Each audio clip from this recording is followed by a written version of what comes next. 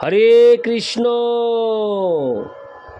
আজ 28শে শ্রাবণ 1431 ও 13ই আগস্ট 2024 মঙ্গলবার। আজ আমি শ্রীমদ্ ভাগবতম পাঠ করছি।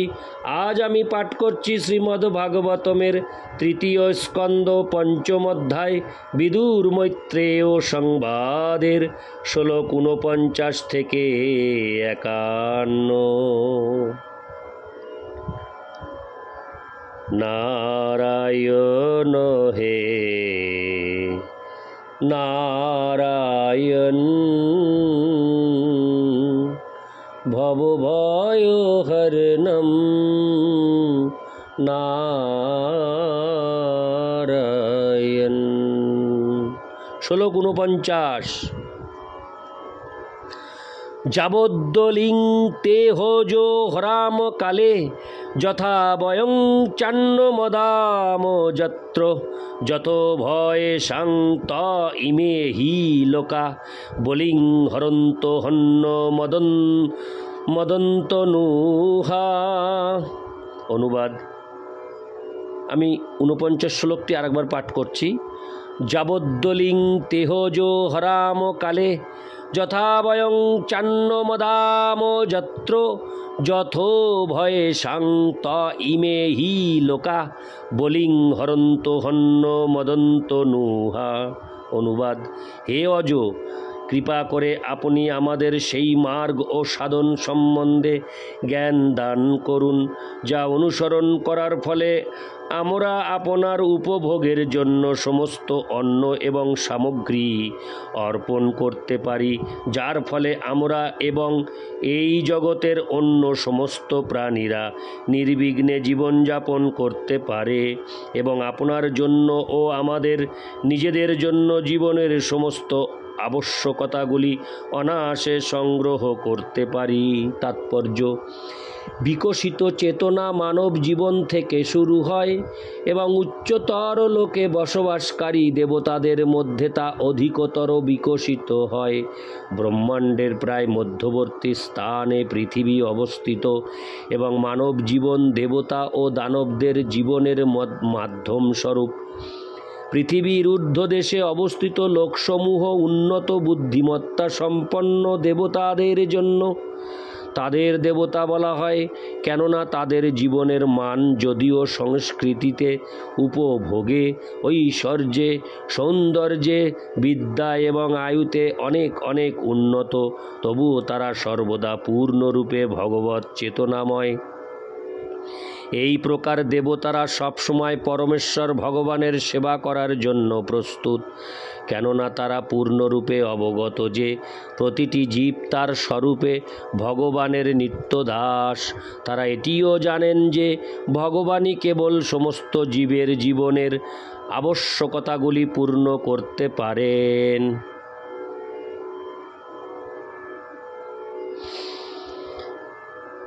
বৈদিক মন্ত্র একো বহুনাং যো বিদধাতি কামান তা এ নমো অব্রুবন্নায় তনং ন প্রজানিহি যস্মিন প্রতিষ্ঠাতা অন্নম অদামে ইত্যাদি। এই সত্যকে প্রতিপন্ন করে ভগবদ্গীতাতেও ভগবানকে ভূত ভৃত বা সমস্ত জীবের পালনকারী বলে বর্ণনা করা হয়েছে। খাদ্যাভাবের কারণে জনসংখ্যা বৃদ্ধি। এই আধুনিক মতবাদটি দেবতা অথবা ভগবদ ভক্তেরা স্বীকার করেন না। ভগবদ ভক্ত অথবা দেবতারা খুব ভালোভাবে জানেন যে ভগবান যে কোনো সংখ্যক জীবের ভরণ পোষণ করতে পারেন, যদি তারা জানে কিভাবে খেতে হয়।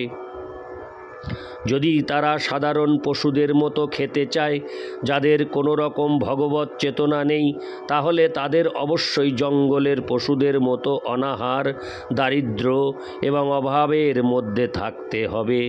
ভগবান জঙ্গলের পশুদেরও উপযুক্ত খাদ্য সামগ্রী প্রদান করে পালন পোষণ করেন, কিন্তু তাদের কোনো রকম ভগবৎ চেতনা নেই। তেমনি ভগবানের কৃপায় মানুষ অন্ন, শাক, ফল এবং দূত প্রাপ্ত হয়েছে, কিন্তু মানুষের কর্তব্য হচ্ছে ভগবানের সেই অনুগ্রহের স্বীকৃতি দেওয়া।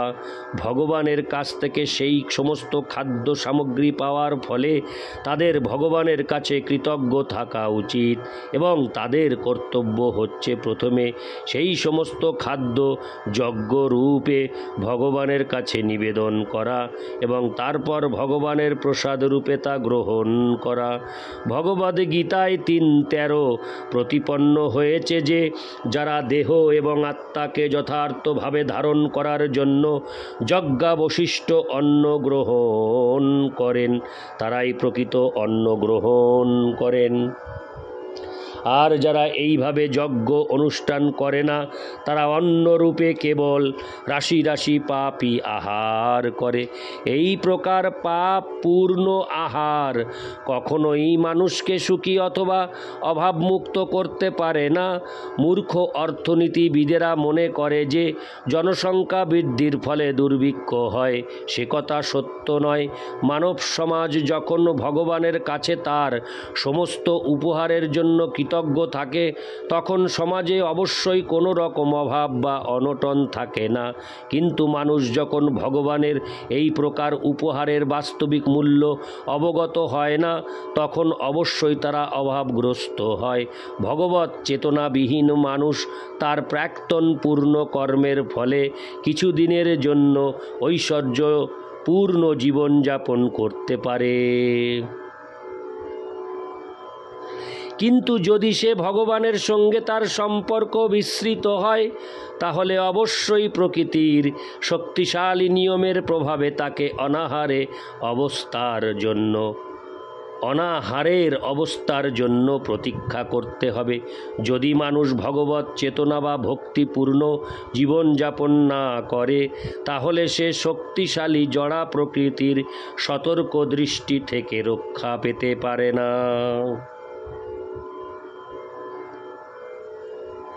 ইতি শ্লোক 49। শ্লোক 50। তং ন সুরানামসি সান্নয়ানং কুটস্থ আদ্য পুরুষ পুরাণ তং দেব শক্তাং গুণকর্ম জনৌ রেতস্তজায়াং কবি মাদধে হজ। অনুবাদ: আপনি সমস্ত দেবতাদের এবং বিভিন্ন শ্রেণী বিভাগের আদি অধিষ্ঠাতা। আপনি পুরাণ পুরুষ এবং অপরিবর্তনীয়। হে ভগবান, আপনার কোনো উৎস নেই এবং আপনার থেকে বরিষ্ঠ কেউ নেই। প্রাকৃত জন্মরহিত আপনি আদ্যশক্তি মায়াতে মহতত্ত্বরূপ বীর্য আদান করেছেন। তাৎপর্য: আদিপুরুষ ভগবান শ্রীকৃষ্ণ বিভিন্ন যোনিতে অন্য সমস্ত জীব উৎপাদনকারী ব্রহ্মা থেকে শুরু করে সমস্ত জীবের পরম পিতা। কিন্তু সেই পরম পিতার অন্য কোনো পিতা নেই। সমস্ত শ্রেণীর প্রতিটি প্রাণী থেকে শুরু করে বিশ্বের আদি স্রষ্টা ব্রহ্মা পর্যন্ত সকলেই কোনো না কোনো পিতা থেকে উৎপন্ন হয়েছে, কিন্তু ভগবানের কোনো পিতা নেই। তিনি যখন তার অহৈতুকী কৃপার প্রভাবে প্রাকৃত জগতে অবতীর্ণ হন তখন এই জগতের নিয়ম অনুসরণ করার জন্য তিনি তার কোনো মহান ভক্তকে পিতারূপে স্বীকার করেন।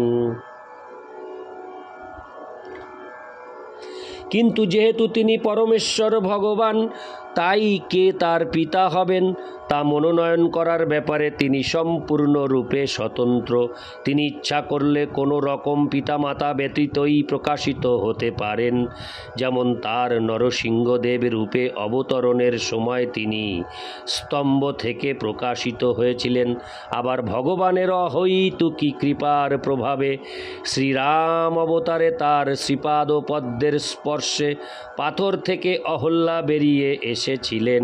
আবার পরমাত্মা রূপে রূপে তিনি প্রতিটি জীবের সাথী, কিন্তু তিনি সম্পূর্ণরূপে অপরিবর্তনীয়। জড়জগতে জীবের দেহের পরিবর্তন হয়, কিন্তু ভগবান জড়জগতে এলেও তার কোনো পরিবর্তন হয় না, সেটি তার বিশেষ অধিকার। ভগবদ্গীতায় 14:3 প্রতিপন্ন হয়েছে যে ভগবান জড়া প্রকৃতিতে গর্ভাধান করেন এবং তার ফলে প্রথম দেবতা ব্রহ্মা থেকে শুরু করে নগণ্য পিপীলিকা পর্যন্ত বিভিন্ন স্তরের সমস্ত জীব প্রকট হয়। ব্রহ্মা এবং ভগবানের বহিরঙ্গা শক্তির দ্বারা বিভিন্ন স্তরের সমস্ত জীবাত্মা প্রকাশিত হয়, কিন্তু ভগবান হচ্ছেন সকলের আদি পিতা। পরমেশ্বর ভগবানের সঙ্গে প্রতিটি জীবের সম্পর্ক পিতা ও পুত্রের মতো। সেই সম্পর্ক কখনোই সমান নয়। কখনো কখনো ভালোবাসার ক্ষেত্রে পুত্র পিতার থেকে অধিক হতে পারে, কিন্তু পিতা ও পুত্রের সম্পর্ক জ্যেষ্ঠ ও কনিষ্ঠের সম্পর্ক। প্রতিটি জীব, তা তিনি যত মহতই হন না কেন, এমনকি ব্রহ্মা ও ইন্দ্র পর্যন্ত দেবতারাও পরম পিতা ভগবানের নিত্যদাস। মহতত্ত্ব হচ্ছে অপরা প্রকৃতির সমস্ত গুণের উৎপাদনের উৎস এবং জড় জগতে জীব তার পূর্বকৃত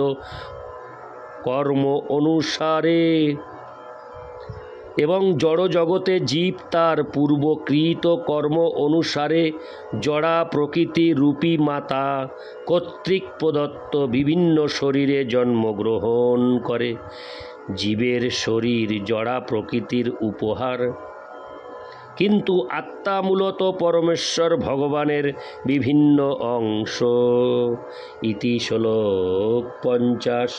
শ্লোক 51। ততো বয়ং মৎপ্রমুখা যদর্থে বভূবিমাত্মন করবাম কিং তে তং ন সচক্ষু পরিদেহি শক্তা দেব ক্রিয়ার্থে যদনুগ্রহানাম। অনুবাদ: হে পরমাত্মা, সৃষ্টির আদিতে মহতত্ত্ব থেকে যে কার্যের জন্য আমরা উদ্ভূত হয়েছি, দয়া করে আপনি আমাদের নির্দেশ দিন কিভাবে আমরা আপনার আজ্ঞা পালন করব।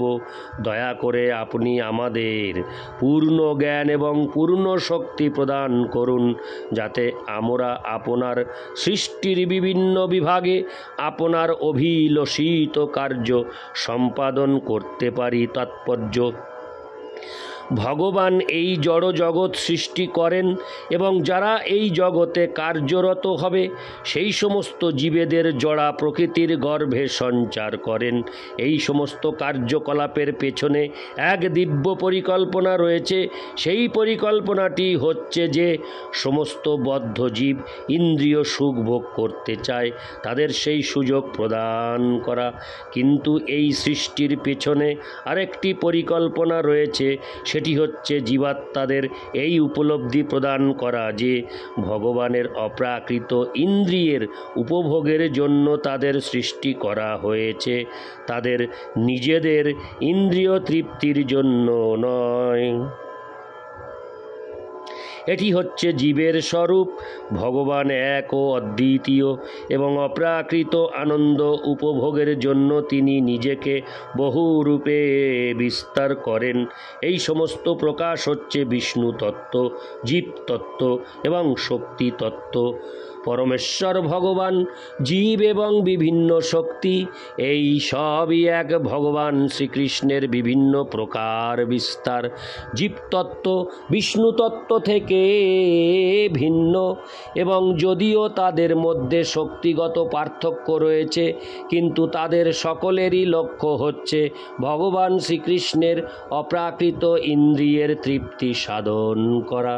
কিছু জীব কিন্তু পরমেশ্বর ভগবানের ভগবানের অনুকরণে জড়া প্রকৃতির উপর আধিপত্য করতে চায়। এই প্রবৃত্তি কখন এবং কিভাবে শুদ্ধ জীবদের প্রভাবিত করে সেই সম্বন্ধে কেবল এটুকুই বলা যায় যে জীবতত্ত্বে অতি অল্প মাত্রায় স্বাতন্ত্র্য রয়েছে এবং সেই স্বাতন্ত্র্যের অপব্যবহার করার ফলে জীব জড় জগতে আবদ্ধ হয়ে পড়ে এবং তাই তাকে বলা হয় নিত্যবদ্ধ। বৈদিক জ্ঞানের বিস্তার নিত্যবদ্ধ জীবদের সংশোধন করার সুযোগ দেয় এবং যারা এই দিব্য জ্ঞানের সদ্য ব্যবহার করেন তারা ধীরে ধীরে ভগবানের দিব্য প্রেমময়ী সেবা করার হারানো চেতনা পুনরায় প্রাপ্ত হন। দেবতারাও হচ্ছেন বদ্ধজীব যারা ভগবানের সেবা করার বিশুদ্ধ চেতনা বিকশিত করেছেন, অথচ সেই সঙ্গে জড়া প্রকৃতির উপর আধিপত্য করার বাসনাও পোষণ করছেন। এই প্রকার মিশ্র চেতনাবদ্ধ জীবকে এই জড় জগতের বিভিন্ন বিভাগীয় পরিচালনার কার্যভার প্রদান করা হয়। দেবতাগণকে বদ্ধ জীবদের উপর নেতৃত্ব করার ভার অর্পণ করা হয়েছে, ঠিক যেমন কখনো কখনো পুরনো কয়েদিদের জেলখানার পরিচালনার দায়িত্বপূর্ণ কাজ দেওয়া হয়, তেমনি দেবতারা হচ্ছেন সংশোধিত বদ্ধজীব যারা এই জড় সৃষ্টিতে ভগবানের প্রতিনিধি রূপে কার্য করছেন। জড়জগতে এই সমস্ত দেবতারা ভগবানের ভক্ত এবং যখন তারা জড়জগতের উপর আধিপত্য করার সমস্ত জড় বাসনা থেকে সম্পূর্ণরূপে মুক্ত হন তখন তারা ভগবানের শুদ্ধ ভক্ত হন।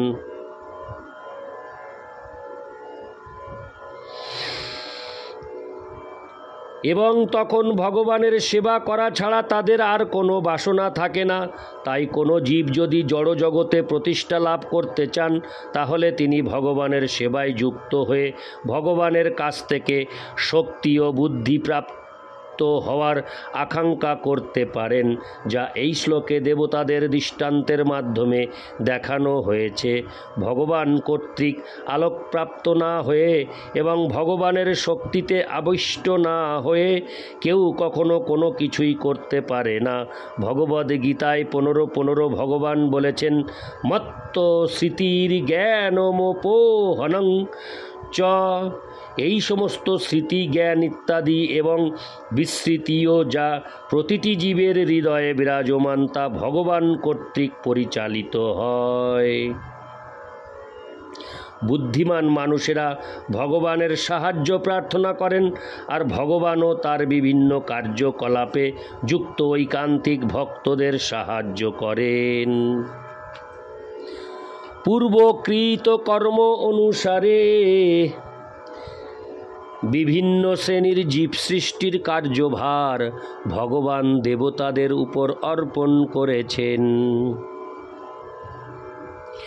এখানে তারা ভগবানের কৃপা প্রার্থনা করছেন যাতে তাদের দায়িত্ব সম্পাদন করার জন্য ভগবান তাদের বুদ্ধিমত্তা ও শক্তি প্রদান করেন। তেমনি যে কোনো বদ্ধজীব সুদক্ষ সদ্গুরুর পরিচালনায় ভগবানের সেবায় যুক্ত হয়ে ধীরে ধীরে জড়জগতের বন্ধন থেকে মুক্ত হতে পারে।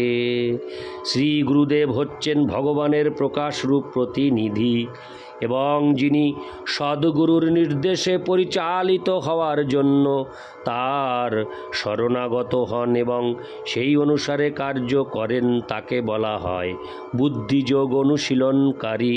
সেই সম্বন্ধে ভগবদ্গীতায় 2:41 বলা হয়েছে, ব্যবসায়াত্মিকা বুদ্ধিরে কেহ কুরু নন্দন বহু শাখা হন্যন্তাশ্চ বুদ্ধয়ো ব্যবসায়িনাম। ইতি শ্রীমদ্ভাগবতের 3য় স্কন্দের বিদুর মৈত্রেয় সংবাদ নামক 5ম অধ্যায়ের ভক্তি বেদান্ত তাৎপর্য। এই শ্লোকের মাধ্যমেই অর্থাৎ 51 নম্বর শ্লোকের মাধ্যমে শেষ হলো শ্রীমদ্ভাগবতমের 5ম অধ্যায়।